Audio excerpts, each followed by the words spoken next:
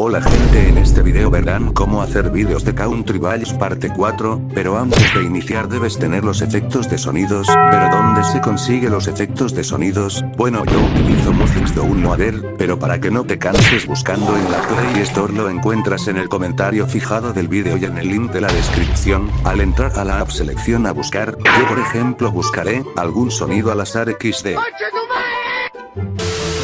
Apretamos buscar. Aprietas al que tú estabas buscando, si es el sonido correcto, para descargar toca aquí, luego aquí y eso es todo. Los dejo con los efectos de sonidos y sus nombres XD.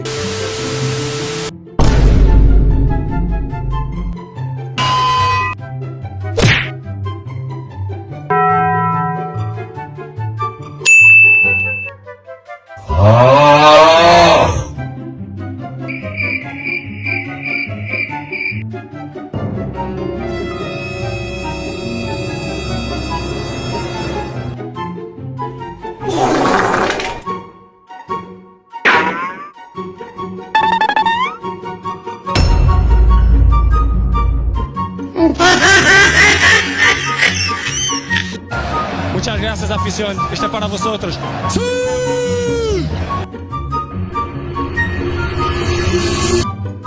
Esto fue todo chicos, nos vemos en el siguiente video, y si llegaste hasta aquí te agradecería que me regalaras un like. Nos vemos en el siguiente capítulo y suscribirte para más series. Chau chau.